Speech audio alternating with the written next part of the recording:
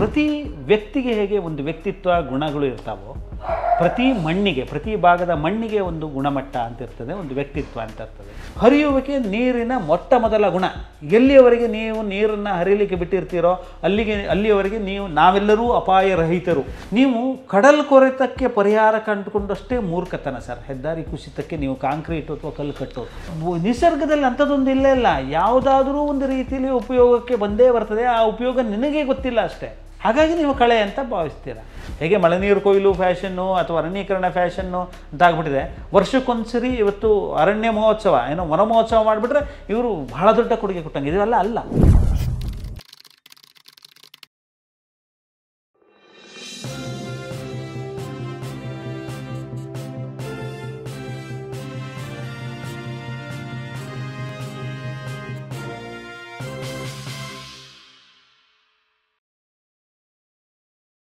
ಇನ್ನೊಂದು ಬಹಳ ಪ್ರಮುಖವಾದಂಥ ಸಂಗತಿಯನ್ನು ಈ ಸಂದರ್ಭದಲ್ಲಿ ನಾನು ಗಮನಿಸಲೇಬೇಕು. ಮಣ್ಣಿನ ಮತ್ತು ಕಲ್ಲಿನ ಗುಣಮಟ್ಟದ ಬಗ್ಗೆ ಯಾರೂ ಅವೇರ್ ಇಲ್ಲ ಸರ್. ಎಲ್ಲ ಭಾಗದಲ್ಲಿ ಸರ್ಕಾರಿ ಯೋಜನೆಗಳನ್ನು ಜಾರಿಗೆ ತರುವಾಗ ಈ ರೀತಿಯ ಅಂಶಗಳನ್ನು, ಪ್ರತಿ ವ್ಯಕ್ತಿಗೆ ಹೇಗೆ ಒಂದು ವ್ಯಕ್ತಿತ್ವ ಗುಣಗಳು ಇರ್ತಾವೋ, ಪ್ರತಿ ಮಣ್ಣಿಗೆ, ಪ್ರತಿ ಭಾಗದ ಮಣ್ಣಿಗೆ ಒಂದು ಗುಣಮಟ್ಟ ಅಂತ ಇರ್ತದೆ, ಒಂದು ವ್ಯಕ್ತಿತ್ವ ಅಂತ ಇರ್ತದೆ. ಹಾಗೆಯೇ ನದಿಗಳಿಗೆ ಒಂದು ವ್ಯಕ್ತಿತ್ವ ಇದೆ. ಹಾಗೆಯೇ ಆಯಾ ಭಾಗದ ಪರಿಸರಕ್ಕೆ ಅದರದ್ದೇ ಆದಂಥ ವ್ಯಕ್ತಿತ್ವಗಳಿರ್ತವೆ. ಮಣ್ಣಿನ ಗುಣಮಟ್ಟ ಅಥವಾ ವ್ಯಕ್ತಿತ್ವ ಎಲ್ಲ ಭಾಗದಲ್ಲಿ ಎಲ್ಲ ರೀತಿಯಲ್ಲಿ ಇಲ್ಲ. ಲ್ಯಾಟ್ರೈಟ್ ಕಲ್ಲುಗಳು, ಈಗ ನೋಡಿ, ಕಳೆದ 5-6 ವರ್ಷಗಳಿಂದ ಆಗ್ತಾ ಇರುವಂಥ ಭೂಕುಸಿತ ಈಶಾನ್ಯ ರಾಜ್ಯಗಳಲ್ಲಿ ಮತ್ತು ಉತ್ತರ ಭಾರತದ ಉತ್ತರ ಪ್ರದೇಶ, ಗಂಗಾಬಯಲಿನ, ಗಂಗಾ ತಪ್ಪಲಿನ ಹಿಮಾಲಯನ್ ರೀಜನ್ನಲ್ಲಿ ನಡೀತಾ ಇರುವಂಥ ಗುಡ್ಡ ಕುಸಿತ ಸಹಜ ಅಲ್ಲಿ. ಯಾಕೆಂದರೆ ಈಗಾಗಲೇ ಹೇಳಿದೆ, ಹಿಮಾಲಯ ಭಾಳ ಎಳಸು ಮಗು, ಅದಕ್ಕೆ ಶಕ್ತಿ ಇಲ್ಲ, ಸ್ವಂತದ ಭದ್ರತೆ ಇಲ್ಲ, ಅದಿನ್ನೂ ಗಟ್ಟಿಯಾಗಿ ಹೋಗನಿತ್ತಿಲ್ಲ. ಭೂಶಿರ ಹೋಗಿ ಒತ್ತಿ ಅಲ್ಲಿ ಹಿಮಾಲಯ ತಲೆ ಎತ್ತಿರುವಂಥದ್ದು. ಭೂಫಲಕಗಳು ಒಂದಕ್ಕೊಂದು ಸಂಘರ್ಷ ಆಗಿ, ವಿಜ್ಞಾನದಲ್ಲಿ ಓದಿದ್ದೇವೆ ನಾವು, ಸಮುದ್ರದ ಆಳದಲ್ಲಿ ಭೂಫಲಕಗಳು ಸಂಘರ್ಷಕ್ಕೀಡಾಗ್ತವೆ. ಆ ಒತ್ತಿ ಹಾಗಂದಾದಂಥ ಒಂದು ಭೂಫಲಕಗಳ ಸಂಘರ್ಷದಲ್ಲಿ, ಭೂಕಂಪದಲ್ಲಿ ಹಿಮಾಲಯ ನಿರ್ಮಾಣ ಆಗಿರುವುದು, ಒತ್ತಿ ಹೋಗಿ ಅದಿನ್ನೂ ಭದ್ರ ಆಗಿಲ್ಲ. ಅಲ್ಲಿ ಗುಡ್ಡ ಕುಸಿತ ಸಹಜ. ಆದರೆ ಪಶ್ಚಿಮ ಘಟ್ಟ ಭಾಗದಲ್ಲಿ ಅಲ್ಲ. 2018-19 ನಂತರದ ಮಳೆಗಾಲಗಳಲ್ಲಿ ಹೆಚ್ಚಿನ ಭೂಕುಸಿತಗಳು ಕಾಣಿಸ್ತವೆ. ಪಶ್ಚಿಮ ಘಟ್ಟದ ಪ್ರದೇಶದಲ್ಲಿ ಆಗ್ತವೆ. ಕೊಡಗು ತಗೊಳ್ಳಿ, ಚಿಕ್ಕಮಗಳೂರು ತಗೊಳ್ಳಿ, ಉತ್ತರ ಕನ್ನಡ ತಗೊಳ್ಳಿ, ದಕ್ಷಿಣ ಕನ್ನಡ ತಗೊಳ್ಳಿ, ಇವೆಲ್ಲವೂ ಪಶ್ಚಿಮ ಘಟ್ಟದ ಶ್ರೇಣಿಯಲ್ಲಿ, ಸಹ್ಯಾದ್ರಿ ಸೆರಗಿನಲ್ಲಿ ಬರ್ತಾ ಇರುವಂಥ ಪ್ರದೇಶ. ಇಲ್ಲಿ ಭೂಕುಸಿತಗಳಾಗಲಿಕ್ಕೆ ಕಾರಣ ಏನು? ಅಲ್ಲಿ ಲ್ಯಾಟ್ರೈಟ್ ರೀತಿಯ ಕಲ್ಲಿನ, ಆ ರೀತಿಯ ಮಣ್ಣಿನ ಪ್ರದೇಶ ಅದು. ಆ ಕಲ್ಲಿಗೆ ಅಥವಾ ಆ ಭೂಪ್ರದೇಶಕ್ಕೆ ನೀರನ್ನು ಹಿಡಿದಿಟ್ಟುಕೊಳ್ಳುವ ಗುಣ ಇಲ್ಲ. ಗೊಚ್ಚು ಮಣ್ಣು, ಫಾರ್ ಎಕ್ಸಾಂಪಲ್ ನಾವು ಕುಮಟಾ ಭಾಗದಲ್ಲಿ ಕಾಣುವಂಥ ಗೊಚ್ಚು ಮಣ್ಣು, ಅದು ನೀರನ್ನು ಹಿಡಿದಿಟ್ಕೊಳ್ಳಲ್ಲ. ಸಹಜವಾಗಿ ಅಭಿವೃದ್ಧಿ ಕಾರ್ಯಗಳು ನಡೆದಾಗ ಅಲ್ಲಿಯೇ ಆದಂಥ ಮಣ್ಣಿನಲ್ಲಿ, ಆ ಭೂಕಂಪನದಲ್ಲಿ ಸಡಿಲಗೊಂಡಂಥ ಮಣ್ಣು ನೀರನ್ನು ಹಿಡಿದಿಟ್ಟುಕೊಳ್ಳದೆ ಕೆಳಗೆ ಕಳಿಸ್ತಾ ಇದೆ. ಅದಕ್ಕೆ ಹೋಗ್ಲಿಕ್ಕೆ ದಾರಿ ಕಾಣ್ತಾ ಇಲ್ಲ, ಒತ್ತುತ್ತಾ ಇದೆ. ಹಾಗಾಗಿ ಭೂಕುಸಿತಗಳಾಗ್ತವೆ. ಅದೇ ನೀವು ಒಂದು ಪ್ರವಾಸ ಮಾಡಿ ನೋಡಿ, ತಮಿಳುನಾಡಿನ ನೀಲಗಿರಿ ಬೆಟ್ಟ ಸಾಲುಗಳು, ಅಲ್ಲಿಂದ ಆರಂಭಿಸಿ ನೀವು ಕೋಲಾರ, ಹಾಗೆಯೇ ಬೆಂಗಳೂರು, ಹಾಗೆಯೇ ರಾಮನಗರ, ಹಾಗೆ ತುಮಕೂರು, ಹಾಗೆಯೇ ನೀವು ಚಿತ್ರದುರ್ಗ, ದಾವಣಗೆರೆ, ಅಪ್ ಟು ಬಳ್ಳಾರಿ, ಹಾಗೆ ಆಂಧ್ರ ಪ್ರದೇಶಕ್ಕೆ ದಾಟಿ ಆ ಬೆಲ್ಟನ್ನು ನೋಡಿ. ರಸ್ತೆ ಉದ್ದಕ್ಕೂ ನೀವು ಕಾರಲ್ಲಿ ಡ್ರೈವ್ ಮಾಡ್ತಾ ಇದ್ದೀರಿ ಅಂತ ಕಲ್ಪನೆ ಮಾಡಿಕೊಂಡ್ರೆ, ಯಾವುದೋ ಒಂದು ಹಂತದಲ್ಲಿ ನಿಮಗೆ ಜೋಂಪು ಬಂದು ನಿದ್ದೆ ಹತ್ತಿರುತ್ತೆ. ಮತ್ತೆ ಎಚ್ಚರಾಗಿ ಕಂಡುಬಿಟ್ಟು ಅಕ್ಕಪಕ್ಕ ನೋಡಿದ್ರೆ ನೀವು ಭಾಳ ವ್ಯತ್ಯಾಸ ಕಾಣಲ್ಲ. ಅದೇ ಅಕ್ಕಪಕ್ಕದಲ್ಲಿ ಬೃಹತ್ ದೊಡ್ಡ ಬಂಡೆಗಳ ಅಥವಾ ಬಯಲಿನ ಪ್ರದೇಶ, ಮೇಲ್ಗಡೆ ದೊಡ್ಡ ಬಂಡೆಗಳ ಕಲ್ಲು, ಗುಡ್ಡ, ಅದು ನಿಂತಿರೋದೇ ವಿಸ್ಮಯ ಅಂತದೆ. ಇದು ಇಡೀ ಪ್ರವಾಸ ಮಾಡಿ ನೀವು ತಮಿಳುನಾಡು ತುದಿಯಿಂದ ಆಂಧ್ರ ಪ್ರದೇಶದವರೆಗೆ ಈ ಬೆಲ್ಟ್ನಲ್ಲಿ ನೀವು ಪ್ರವಾಸ ಮಾಡಿ, ನೀಲಗಿರಿ ಬೆಲ್ಟಿನಲ್ಲಿ, ತಪ್ಪಲಿನಲ್ಲಿ ಎಲ್ಲ ಕಡೆ ಒಂದೇ ಥರ ಕಾಣುತ್ತೆ. ಅಂದರೆ ಏನು ವ್ಯತ್ಯಾಸ, ನಿದ್ದೆ ಮಾಡುವಾಗ ಯಾವ ದೃಶ್ಯ ಕಾಣ್ತಾ ಇತ್ತೋ, ಒಂದು 1 ಅವರ್ ಮೇಲೆ ನಿದ್ದೆಯಿಂದ ಎಚ್ಚೆತ್ತು ನೋಡಿದ್ರೆ ಅದೇ ಥರ ಕಾಣ್ತಾ ಇರುತ್ತೆ. ಯಾಕೆಂದರೆ ಅದೊಂದು ರೀಜನ್, ಆ ರೋಡು. ಆ ಬಂಡೆಗಳು ಸ್ಪಾಂಜಿನಂತೆ ಕೆಲಸ ಮಾಡ್ತವೆ. ಆ ಬಂಡೆಗಳ ವಿಶೇಷತೆ ಏನು ಅಂದರೆ, ಅದರ ಒಳಗಡೆ ಸಣ್ಣ ಬಂಡೆಗಳಿಗೆ ರಂಧ್ರಗಳಿವೆ. ಕಂಡು ಕಾಣದಂಥ ಬೀರುಕುಗಳು, ರಂಧ್ರಗಳು, ನಮ್ಮ ರೋಮ ರಂಧ್ರಗಳಿದ್ದಾಗೆ ಬಂಡೆಗಳಿಗೆ ರೋಮ ರಂಧ್ರಗಳಿವೆ. ಈ ಬೆಟ್ಟಗಳಿಗೆ, ಈ ಬಂಡೆಗಳಿಗೆ, ಈ ಕಲ್ಲಿಗೆ, ಈ ಮಣ್ಣಿಗೆ. ಅವು ಮಳೆಗಾಲದಲ್ಲಿ ನೀರನ್ನು ಹಿಡಿದಿಟ್ಕೊಳ್ತವೆ. ಆಮೇಲೆ ಕೆಳಗಡೆ ಹಿಂಜಿ ಉಕ್ಕಿಸ್ತವೆ. ದಟ್ ಈಸ್ ಕಾಲ್ಡ್ ತಲಪರಿಕೆ. ಏನು ತುಮಕೂರು, ಮಧುಗಿರಿ, ಚಿತ್ರದುರ್ಗ ಭಾಗದಲ್ಲಿ ತಲಪರಿಕೆಗಳು ಅಂತ ನೀರಿನ ಒಂದು ಸಂರಚನೆಗಳು ಕಾಣ್ತವೆ. ಅಂದರೆ ಮರಳನ್ನು ಬಗೆದರೆ ನಿಮಗೆ ನೀರು ಉಕ್ತದೆ. ಒಂದು ಜಲಸೆಲೆ ಸ್ರೋತ. ಸೊ ಆ ಬಂಡೆಗಳು ಹಿಡಿದಿಟ್ಟುಕೊಂಡು ನೀರು, ಅದು ಹಿಡಿದು ಬಿಟ್ಟ ನೀರು. ಶಿವಗಂಗೆ ಬೆಟ್ಟದಲ್ಲಿ ನೀವು ಹೋಗಿ ನೋಡಿದ್ರೆ ಏನು ಒಳಕಲ್ ತೀರ್ಥ ಅಂತ ಕಾಣ್ತಾ ಇದೆಯಲ್ಲ, that is one of the ತಲಪರ ಕೇಸ್. ಆ ಗುಣ ನಮ್ಮ ಲ್ಯಾಟ್ರೈಟ್ ಕಲ್ಲಿಗೆ ಇಲ್ಲ. ಸೊ ಆ ಲ್ಯಾಟ್ರೈಟ್ ಕಲ್ಲಿನಲ್ಲಿ ಏನು ನೀರಿನ ಪ್ರಮಾಣ ಜಾಸ್ತಿ ಬೀಳ್ತಾ ಇದೆ, ಅದಕ್ಕೆ ಭಾರ ಆಗ್ತಾ ಇದೆ, ಅಲ್ಲಿ ನೀರು ಇಂಗಲಿಕ್ಕೆ ಪ್ರಯತ್ನ ಪಡ್ತಾ ಇದೆ. ಅದರಿಂದಾಗಿ ನಮಗೆ ಹೆಚ್ಚಿನ ಭೂಕುಸಿತಗಳಾಗ್ತವೆ. ಹಾಗಾದರೆ ಯಾರು ಆ ನೀರನ್ನು ಇಂಗಿಸ್ತಾ ಇರೋದು? ಒಂದು ಅಭಿವೃದ್ಧಿ ಚಟುವಟಿಕೆಯನ್ನು ಮಾತ್ರ ನೀವು ಬೈಬೇಡಿ, ರಸ್ತೆಗಳನ್ನು ಹೆದ್ದಾರಿಗಳನ್ನು ಮಾತ್ರ ನೀವು ಬೈಬೇಡಿ. ಅಟ್ ದ ಸೇಮ್ ಟೈಮ್ ಕಲ್ಲು ಗಣಿಗಾರಿಕೆಗಳಿಗೆ ಹೌದು, ಕಲ್ಲು ಗಣಿಗಾರಿಕೆ ಮತ್ತು ಆ ಗಣಿಗಾರಿಕೆಯಿಂದ ಆಗುವ ಆಳದ ಪ್ರದೇಶಗಳಲ್ಲಿ ತುಂಬುವ ನೀರು ಅದನ್ನೇ ನಾನು ಹೇಳ್ತಾ ಇರೋದು. ನೋಡಿ, ಶಿರೂರಿನಂಥ ಗುಡ್ಡ ಭಾಗದಲ್ಲಿ ನೀವು ಬೇಕಾದ್ರೆ ಗುಡ್ಡ ಕುಸಿತದಲ್ಲಿ ಹೋಗಿ ಅಬ್ಸರ್ವ್ ಮಾಡಿ ಬನ್ನಿ. ಆ ಗುಡ್ಡಗಳ ಮೇಲೆ ಗಣಿಗಾರಿಕೆ ಆಗ್ತದೆ. ಕೆಂಪು ಕಲ್ಲು, ಕಡಿಗಲ್ಲು ಅಂತ ನಾವು ಕರಿತೀವಿ. ಕಲ್ಲು ಅದರಲ್ಲೇ ಮನೆ ಕಟ್ಟೋದು. ಗುಡ್ಡದ ಮೇಲೆ ನೀವು ಕ್ವಾರಿಗಳಿವೆ. ಶಿರೂರಿನ ಅದೇ ಭಾಗದಲ್ಲಿ 50-100 ಆಳದವರೆಗೆ ಆ ಕಲ್ಲುಗಳನ್ನು ಕಡಿದು ತೆಗೆದು ಸಾಗಿಸ್ತಾ ಇದ್ದಾರೆ. ಸಹಜ ಮನೆ ಕಟ್ಟೆಗೆ ಮಳೆಗಾಲದಲ್ಲಿ ನೀರು ತುಂಬುತ್ತದೆ. ಅಲ್ಲಿ ಮಳೆಗಾಲದಲ್ಲಿ ನೀರು ತುಂಬ್ತಾ ಇದ್ದಾರೆ. ಸುತ್ತಮುತ್ತಲಿನವರು ಅಥವಾ ಈ ರೆಸಾರ್ಟ್ನವರು, ಪ್ರವಾಸೋದ್ಯಮದವರು, ಕೆಲವು ನೀರು ಇಂಗಿಸುವ ಉತ್ಸಾಹದವರು ಹೋಗಿ ಕಲ್ಲು ಅದು ಒಳ್ಳೆಯ ಪ್ರದೇಶ ಅಂತ ನನ್ನಂಥವ್ರು ಹೇಳಿಬಿಟ್ಟಿರ್ತೇವೆ. ಎಲ್ಲಿ ಕ್ವಾರಿಗಳಿವೆಯಲ್ಲ ಅಲ್ಲಿ ನೀರು ತುಂಬಿಸಿ, ಎಲ್ಲ ನೀರುಗಳನ್ನ ಅಲ್ಲಿ ಓಟ ಕೊಡಿ, ಅಲ್ಲಿ ನೀರು ತುಂಬಿದ್ರೆ ಅಲ್ಲಿ ನೀರು ಇಂಗುತ್ತೆ. ಕರೆಕ್ಟ್ ಸರ್, ಕೆಳಗಿರುವಾಗ ಇದನ್ನು ನಾವು ಹೇಳ್ತೇವೆ. ಆದರೆ ಎಲ್ಲಿ ಇಂಗಿಸಬಾರದು ಅನ್ನೋದನ್ನು ಹೇಳಿದ್ರು ಮರೆತೇವೆ. ಗುಡ್ಡದ ತಲೆ ಮೇಲೆ ಇದ್ದಂಥ ಈ ಥರದ ಗಣಿಗಳಲ್ಲಿ ನೀರು ತುಂಬಿಕೊಳ್ತಾ ಇವೆ. ಅದು ಹೋಗಲಿಕ್ಕೆ ಪ್ರಯತ್ನ. ಮೊದಲೇ ಕಲ್ಲು ಗಣಿಗಾರಿಕೆ ಬ್ಲಾಸ್ಟಿಂಗ್ನಿಂದಾಗಿ ಅಥವಾ ಕಲ್ಲು ಗಣಿಗಾರಿಕೆಯಿಂದಾಗಿ ಸಡಿಲವಾದಂಥ ಗುಡ್ಡ ಅಥವಾ ಭೂಪ್ರದೇಶ ನಿರಂತರ ಮಳೆಗೆ ನೀರು ತುಂಬಿದಾಗ ಅದರ ಭಾರಕ್ಕೆ ಕುಸಿತಾ ಇದೆ. ಜೊತೆಗೆ ಆ ನೀರು ಹೋಗಲಿಕ್ಕೆ ದಾರಿ ಮಾಡ್ಕೊಳ್ತಾ ಇದೆ. ಎಲ್ಲರೂ ಹೋಗಲೇಬೇಕಲ್ಲ ಸರ್, ನೀರಿಗೆ ನಿಲ್ಲುವ ಗುಣ ಇಲ್ಲ ಸರ್. ನಾದ ಇತಿ ನದಿಹಿ, ನದಿ ಅಂತ ಯಾಕೆ ಕರಿತಾ ಇದ್ದೀವಿ ಅಂದರೆ ನಾದ, ಶಬ್ದ, ಜುಳು ಜುಳು ಜುಳು ನಿನಾದ ಯಾವಾಗ ಬರ್ತದೆ ಸರ್? ಹರಿದಾಗ ಮಾತ್ರ. ನಿತ್ಯ ನೀರಿಗೆ ಶಬ್ದ ಇರೋದಿಲ್ಲ. ಅಥವಾ ಧುಮುಕಬೇಕು, ಇಲ್ಲ ಹರಿಬೇಕು. ಹರಿಯುವಿಕೆ ನೀರಿನ ಮೊಟ್ಟ ಮೊದಲ ಗುಣ. ಎಲ್ಲಿಯವರೆಗೆ ನೀವು ನೀರನ್ನು ಹರಿಯಲಿಕ್ಕೆ ಬಿಟ್ಟಿರ್ತೀರೋ ಅಲ್ಲಿಯವರೆಗೆ ನಾವೆಲ್ಲರೂ ಅಪಾಯ ರಹಿತರು, ನಮಗೆ ಯಾವುದೂ ತೊಂದರೆ ಇಲ್ಲ. ಯಾವಾಗ ನೀರನ್ನು ಹಿಡಿದಿಟ್ಟುಕೊಳ್ಳಲಿಕ್ಕೆ ಪ್ರಯತ್ನ ಪಡ್ತೇವೋ ಆವಾಗ ಅಪಾಯ ತಪ್ಪಿದ್ದಲ್ಲ. ಅದೇ ಈ ಅಣೆಕಟ್ಟುಗಳು ಇತ್ಯಾದಿಗಳು, ಅಣೆಕಟ್ಟುಗಳು, ಒಡ್ಡುಗಳು, ಈ ರೀತಿ ನೀರು ಇಂಗಿಸುವ ಚಟುವಟಿಕೆಗಳು, ಇದು ಬಹಳ ಗಮನಿಸಬೇಕಾದಂಥ ಸಂಗತಿ. ಇವೆಲ್ಲ ಸಂಗತಿಗಳನ್ನು ಗಮನಿಸಿದರೆ ನಾವು ಬಹುಶಃ ಇದರಿಂದ ಪಾರಾಗಬಹುದು ಅಂತ ಅನಿಸುತ್ತೆ. ಇನ್ನೊಂದು ನನಗೆ ಪ್ರಮುಖವಾಗಿ ಇದಕ್ಕೆ ಸೊಲ್ಯೂಷನ್ಸ್ ಏನು ಅಂದರೆ, ಇದೆಲ್ಲವೂ ಸೊಲ್ಯೂಷನ್ನೇ. ಈ ಪ್ರಾಬ್ಲಮ್ ಗೊತ್ತಾದ ಮೇಲೆ ಸೊಲ್ಯೂಷನ್ ಇದೆ. ಇದರ ಜೊತೆಯಲ್ಲಿ ನಾವು ಏನು ಮಾಡಬೇಕು, ಹೆದ್ದಾರಿಯ ಉದ್ದಕ್ಕೆ ಹೆದ್ದಾರಿ ಮಾಡಿಯಂತೂ ಆಗಿದೆ. ನೀವು ಕಡಲ್ ಕೊರೆತಕ್ಕೆ ಪರಿಹಾರ ಕಂಡುಕೊಂಡಷ್ಟೇ ಮೂರ್ಖತನ ಸರ್. ಹೆದ್ದಾರಿ ಕುಸಿತಕ್ಕೆ ನೀವು ಕಾಂಕ್ರೀಟ್ ಅಥವಾ ಕಲ್ಲು ಕಟ್ಟೋದು ಅಲ್ಲ. ಅದೀಗ ನೀವು ಉದಾಹರಣೆಗೆ ಒಂದು ಸಣ್ಣದು, ಈಗ ನೀವು ಬೈಂದೂರಿಂದ ಮೇಲೆ ಹತ್ತುತ್ತೀರಿ ನೋಡಿ, ಆ ಬೈಂದೂರು ಮೇಲೆ ಹತ್ತುವಾಗ ರೈಟ್ ಸೈಡಿಗೆ ನಿರಂತರವಾಗಿ ಕುಸಿತದೆ. ಹೌದು. ಅಲ್ಲಿ ಇವರು ಕಾಂಕ್ರೀಟ್ ಥರ ಮಾಡಿ ಒಂದು ಬೆಣೆ ಹೊಡೆದಿಡ್ತಾರೆ ನೋಡಿ.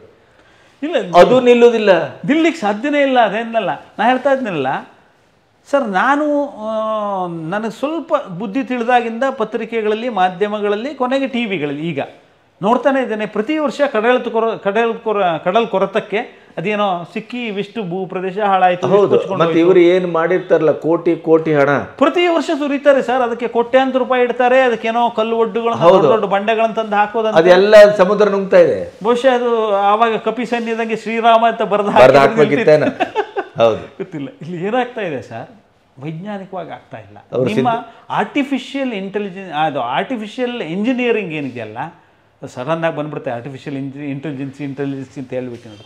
ಆರ್ಟಿಫಿಷಿಯಲ್ ಇಂಜಿನಿಯರಿಂಗ್ ಅಲ್ಲಿ ಕೆಲಸ ಮಾಡೋದಿಲ್ಲ ನಿಸರ್ಗದ ಎದುರುಗಡೆ ಸರ್. ಕಡಲ್ ಕೊರೆತಕ್ಕೆ ಶಾಶ್ವತವಾದಂಥ ಪರಿಹಾರ ಮ್ಯಾಂಗ್ರೋವ್ಸ್ ನೀವು ಕರಿತಾ ಇದ್ದೀವಿ. ಹೌದೌದು.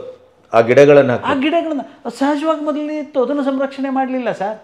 ನೀವು ಯಾವ ದೊಡ್ಡ ಬಂಡೆಗಳನ್ನು ಹಾಕಬೇಕಾದ್ದೆಲ್ಲ ಕೋಟ್ಯಾಂತರ ರೂಪಾಯಿ ಖರ್ಚು ಮಾಡಬೇಕಾದ ಅಗತ್ಯ ಇಲ್ಲ. ಕಡಲ ಉದ್ದಕ್ಕೂ ಈ ಥರದ ಗಿಡಗಳನ್ನು, ಸಸ್ಯಗಳನ್ನು, ಸಮುದ್ರದ ಅಂಚಿಗೆ ಬೆಳೆಯುವಂಥ ಸಸ್ಯಗಳನ್ನು ಮತ್ತೆ ಪುನಃ ಬಿತ್ತಿ ಬೆಳೆಯಿರಿ. ಅದನ್ನು ಸಂರಕ್ಷಿಸಲಿಕ್ಕೆ ದುಡ್ಡು ಖರ್ಚು ಮಾಡಿ, instead of spending money on the concrete. ಅದರ ಪ್ರತಿ ವರ್ಷ ನಿಮಗೆ ದುಡ್ಡು ಮೇಲೆ ದುಡ್ಡು ಅಲ್ಲಿ ಹಾಕ್ಲಿಕ್ಕೆ ಆಗುದಿಲ್ಲ, ಬಿಲ್ ಆಗಲ್ಲ ಇದು ನಾವು. ಹಾಗೆಯೇ ಗುಡ್ಡ ಕುಸಿತಕ್ಕೆ ಪರಿಹಾರವು ಹೆದ್ದಾರಿಯ ಪಕ್ಕದ ಏನು ಭೂ ಪ್ರದೇಶಗಳೇನಿದೆ, ಎತ್ತರದ ಪ್ರದೇಶಗಳಿವೆ, ಇಲ್ಲಿ ನೀವು ಸಹಜವಾಗಿ ಬೇರು ಸಮೃದ್ಧವಾಗಿ ಚಾಚಿಕೊಳ್ಳುವಂಥ ಹುಲ್ಲಿನ ಅಥವಾ ಬಳ್ಳಿಯ ರೀತಿಯ ಸಸ್ಯಗಳನ್ನು ಬೆಳೆಸಲಿಕ್ಕೆ ಪ್ರಯತ್ನ. ಫಾರ್ ಎಕ್ಸಾಂಪಲ್ ಲಾವಂಚ, ಇದನ್ನು ಸಾಕಷ್ಟು ಕಡೆಗಳಲ್ಲಿ ನಾನು ಕಣ್ಣಾರೆ ನೋಡಿ ಬಂದಿದ್ದೇನೆ. ಇದು ಹಿಮಾಲಯನ್ ರೀಜನ್ನಲ್ಲಿ ಇತ್ತೀಚೆಗೆ ಇದು ಪಾಪ್ಯುಲರೈಸ್ ಆಗ್ತಾ ಇದೆ. ಗುಡ್ಡದ ತಪ್ಪಲು ಏನಿದೆಯಲ್ಲ, ನೀವು ರಸ್ತೆ ಅಕ್ಕಪಕ್ಕದಗಳಲ್ಲಿ ಅಥವಾ ಏರು ಪ್ರದೇಶಗಳಲ್ಲಿ ಲಾವಂಚದಂಥ ಸಸ್ಯಗಳನ್ನು ಹಾಕುವುದರಿಂದಾಗಿ, ನಾಟಿ ಮಾಡುವುದರಿಂದಾಗಿ 2-3 ಮಳೆಗಾಲದಲ್ಲಿ ಅದು ಬೃಹದಾಕಾರವಾಗಿ ಬೆಳೆದು ಹಿಂಡುಗಳಾಗಿ ಅದರ ಬೇರುಗಳು, ಲಾವಂಚದ ಬೇರುಗಳು ಹೇಗೆ ಅಂದರೆ ಬಲೆಯ ರೀತಿಯಲ್ಲಿ ಹಬ್ಬಿಕೊಳ್ತವೆ. ಅದು ಮಣ್ಣನ್ನು ಹಿಡಿದುಕೊಳ್ತವೆ. You have to spend the money on these type of natural engineering. Otherwise ಇದಕ್ಕೆ ಸೊಲ್ಯೂಷನ್ ಇರೋದೇ ಇಲ್ಲ. ಈಗ ನಮ್ಮ ಮಲ್ಪೆಯ ಏರಿಯಾದಲ್ಲಿ ಎಷ್ಟು ಹಾಕಿದ್ರು ಅವರು, ಹೌದು, ಎಷ್ಟು ಕಾಲದಿಂದ ಹಾಕ್ತಾ ಇದ್ದಾರೆ, ಯಾವುದೂ ತಡೆಯೋದಿಲ್ಲ, ಆಗೋದೇ ಇಲ್ಲ. ಅರಣ್ಯದ ಒಂದು ಚಾಪ್ಟರೇ ಆಗ್ತದೆ ಸರ್. ನಾವು ಅರಣ್ಯದಲ್ಲಿ ಅವೈಜ್ಞಾನಿಕ ಗಿಡ ಮರಗಳನ್ನು ಬಳಸೋದ್ರಿಂದಾಗಿ ಯಾವ ರೀತಿಯ ಬರಗಾಲಕ್ಕೆ ಈಡಾಗ್ತಾ ಇದ್ದೇವೆ ಅನ್ನೋದ್ರ ಭಾಳ ದೊಡ್ಡ ಚಾಪ್ಟರ್ ಅದು. ಅದನ್ನು ನಾವು ಮಾತಾಡಲಿಕ್ಕೆ. ಹಾಗಾಗಿ ಅಲ್ಲಿಗೆ ಒಗ್ಗುವಂಥ ಗಿಡ ಮರಗಳನ್ನು ಹಾಕಿ, ಅಡಿಕೆ ತೋಟ ಫಾರ್ ಎಕ್ಸಾಂಪಲ್, ಅಡಿಕೆ ಬೆಳಿಬಾರ್ದು ಅಂತ ನಾನು ಹೇಳ್ತಾ ಇಲ್ಲ. ಬಯಲು ಸೀಮೆ ಭತ್ತದ ನೆಲವನ್ನು ನಾವು ಅಡಿಕೆ ಕಮರ್ಷಿಯಲ್. ಮತ್ತೆ ಇವತ್ತು ನಾವು ಎನ್ಕ್ರೋಚ್ಮೆಂಟ್ ಉತ್ತರ ಕನ್ನಡದಲ್ಲಂತೂ ನೀವು ಕೇಳಬೇಡಿ, ಒತ್ತುವರಿ. ಅರಣ್ಯ ಎಲ್ಲ ಕಡಿದು ಅಡಿಕೆ ತೋಟ. ಇದು ಭಯಂಕರವಾದಂಥ ಕೃಷಿ ಭೂಮಿ ನೋಡಿ. ಉಳುಮೆ ಜಾಸ್ತಿ ಆದಾಗ ಮಣ್ಣು ಸಡಿಲಗೊಳ್ತದೆ. ಅವೈಜ್ಞಾನಿಕ ಕೃಷಿಯೂ ಕಾರಣ. ಎಲ್ಲಿ ಅರಣ್ಯ ಪ್ರದೇಶ ಫುಕೋಕ ಕೃಷಿ ಒಳ್ಳೆದೇನು? ಖಂಡಿತ ಸಹಜ ಕೃಷಿ, ನಿಸರ್ಗದತ್ತವಾದಂಥ ಈ ಬದುಕನ್ನೇ ನೀವು ಕಳೆ ತೆಗೆಯುವುದು ಅಂತಿದೆಯಲ್ಲ ಸರ್, ಅದು ಮತ್ತೊಂದು ದೊಡ್ಡ ಭ್ರಮೆ. ನಾನು ಭ್ರಮಿಸ್ತಾ ಇದ್ದೇನೆ ಸರ್. ಕಳೆ ಅನ್ನೋದು ಈ ಜಗತ್ತಿನಲ್ಲಿ ಇಲ್ಲವೇ ಇಲ್ಲ ಸರ್. ಕಳೆ ಅಂದರೆ ಏನು? ನನಗೆ ಬೇಡದ ಮಗುವು ನನಗೆ ಕಳೆಯೇ. ಹೌದು. ನನಗೆ ಒಲ್ಲದ ಹೆಂಡತಿಯೂ ನನಗೆ ಕಳೆಯೇ. ಹೌದು. ಅಥವಾ ಹೆಂಡತಿಗೆ ಒಲ್ಲದ ಗಂಡನೂ ಕಳೆಯೇ. ಹೌದು. ಹೆಚ್ಚಾದ್ರೆ ಕೊಳೆ. ಅದು ಹೆಚ್ಚಾದ ಕೊಳೆ. ಮುಖದ ಭಾಗದಲ್ಲಿ ಅನಗತ್ಯವಾಗಿ ಬೆಳೆಯುವಂಥ ಕೂದಲು ನಮಗೆ ಕಳೆಯಾಗ್ತದೆ. ಹಾಗೆ ನೀವು ನಿಸರ್ಗದಲ್ಲಿ ಅಂಥದ್ದೊಂದು ಇಲ್ಲ. ಯಾವುದಾದ್ರೂ ಒಂದು ರೀತಿಯಲ್ಲಿ ಉಪಯೋಗಕ್ಕೆ ಬಂದೇ ಬರ್ತದೆ. ಆ ಉಪಯೋಗ ನಿನಗೆ ಗೊತ್ತಿಲ್ಲ ಅಷ್ಟೇ. ಹಾಗಾಗಿ ನೀವು ಕಳೆ ಅಂತ ಭಾವಿಸ್ತೀರ. ಅದರ ಪ್ರಯೋಜನವನ್ನು ಅರ್ಥಕೊಳ್ಳುವಂಥ ಬುದ್ಧಿಶಕ್ತಿಯೂ ನಮ್ಮಲ್ಲಿಲ್ಲ, ಆ ತಾಳ್ಮೆಯೂ ನಮ್ಮಲ್ಲಿಲ್ಲ. ಮತ್ತು ಇವತ್ತು ಹಸಿರು ಕ್ರಾಂತಿ ನಮ್ಮಲ್ಲಿ, ಆ ಭ್ರಮೆಗೆ ಬಿದ್ದು ಓಡ್ತಾ ಇದ್ದೇವೆ. ಇದೆಲ್ಲವೂ ನಿಸರ್ಗದ. ನಮ್ಮಲ್ಲಿ ಅಗತ್ಯ ಕಡಿಯೋದು ಅವೈಜ್ಞಾನಿಕ. ಅಗತ್ಯ ಕಡಿಯೋದು ಒಂದು ಹಂತದಲ್ಲಿ ಅವೈಜ್ಞಾನಿಕ ಅಲ್ಲ, ಸರಿ ಇದೆ. ಎಲ್ಲಿ? ಕೃಷಿ ಭೂಮಿಯಲ್ಲಿ ಮಾತ್ರ. ಆ ಕೃಷಿ ಭೂಮಿಯೇ ಅಷ್ಟೇ ಉಳಿದಿಲ್ಲ. ಈಗೇನಾಗ್ತಾ ಇದೆ, ಬೆಳೆಯುತ್ತಿರುವ ಜನಸಂಖ್ಯೆಗೆ ಅನುಗುಣವಾಗಿ ಕೃಷಿ ಭೂಮಿಯ ವಿಸ್ತರಣೆಗೆ ಹೊಡ್ತಿದ್ದೇವೆ. ಮೊದಲು 100 ಜನ ಇರ್ತಿದ್ರು ಒಂದು ಊರಿನಲ್ಲಿ, 10 ಎಕರೆ ಇರ್ತಿತ್ತು, ಸಾಕು. ಇವತ್ತು ಅದು ಬೆಳೆದಿದೆ, ಇನ್ನೂ ದೊಡ್ಡ ಆಗ್ತಾ ಇದೆ, ವಿಸ್ತಾರ ಆಗ್ತಾ ಇದೆ, 1000 ಜನಸಂಖ್ಯೆ ಆಗಿದೆ. 1000 ಜನರಿಗೆ 10 ಎಕರೆ ಸಾಕಾಗಲ್ಲ. ಸಹಜವಾಗಿ 10 ಇರೋದು 20 ಎಕರೆ ಮಾಡ್ತೇವೆ. 20 ಎಕರೆ ಎಲ್ಲಿಂದ ಬರ್ತದೆ ಸರ್? ನೆನಪಿಟ್ಟುಕೊಳ್ಳಿ, ಈ ಜಗತ್ತಿನಲ್ಲಿ ಭೂಮಿ ಬೆಳೆಯಲ್ಲ, ಜನಸಂಖ್ಯೆ ಮಾತ್ರ ಬೆಳೆಯೋದು. ಹೌದು, ಭೂಮಿ ಹಾಗೆ ಇರುತ್ತೆ. ಅದು ಭೂಮಿ 1947ನಲ್ಲಿ ಎಷ್ಟಿತ್ತೋ ಅಷ್ಟೇ ಇದೆ. ಅದರ 1947ನಲ್ಲಿ ಎಷ್ಟು ಪಾಪ್ಯುಲೇಷನ್ ಇದೆಯೋ ಅದರ ಎಷ್ಟೋ ಪಟ್ಟು ನಾವು ಇವತ್ತು ಬೆಳೆದಿದ್ದೇವೆ. 130, 140, 150 ಕೋಟಿಗೆ ಚೀನಾವನ್ನು ಹಿಂದಿಕ್ಕಿ ನಾವು ಮೊದಲ ಸ್ಥಾನದಲ್ಲಿದ್ದೇವೆ. ಅಷ್ಟು ಜನಸಂಖ್ಯೆಗೆ ಅನುಗುಣವಾದಂಥ ಮುಗಿದು ಹೋಗುವ ಸಂಪನ್ಮೂಲಗಳು ಏನಿವೆಯಲ್ಲ ಅವು ಇಲ್ಲ. ಅದು ವಿಸ್ತರಣೆ ಮಾಡಬೇಕು ಅಂದರೆ ಅರಣ್ಯ ನಾಶ ಮಾಡಬೇಕು. ಆಲ್ಟರ್ನೇಟಿವ್ ಭೂತಾನ್ ಅದರಲ್ಲಿ ನಾವು ಮಾದರಿ ಆಗ್ತದೆ. ಪುಟ್ಟ ರಾಷ್ಟ್ರ ಸರ್. ಇವತ್ತಿಗೂ ಅಲ್ಲಿ ಪರ್ಸೆಂಟೇಜ್ ನಿಗದಿಯಾಗಿದೆ, ಇಷ್ಟು ಪ್ರದೇಶದ ಅರಣ್ಯ ಕಡ್ಡಾಯ. ಆ್ಯಂಡ್ ಈ ಆ್ಯಕ್ಟಿವಿಟೀಸು ಮಾಡಲೇ ಕೂಡದು.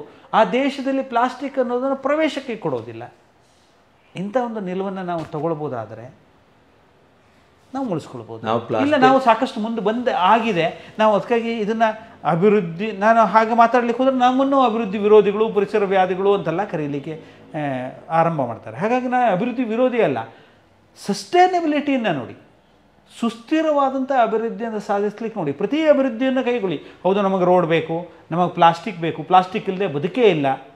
ನಾವು ಹಿಡಿದಿಟ್ಕೊಳ್ಳುವಂಥ ಮೊಬೈಲಿಂದ ಹಿಡಿದು ಪ್ರತಿಯೊಂದು ಇವತ್ತು ಪ್ಲಾಸ್ಟಿಕ್ ಹಾಕ್ಕೊಳ್ಳುವಂಥ ಕನ್ನಡಕ ಯಾವುದನ್ನು ನೀವು ಉದಾಹರಣೆ ತೊಗೊಳ್ಳಿ, ಪ್ಲಾಸ್ಟಿಕ್ ಬೇಕು. Without plastic ಬದುಕೋಕ್ಕಾಗಲ್ಲ.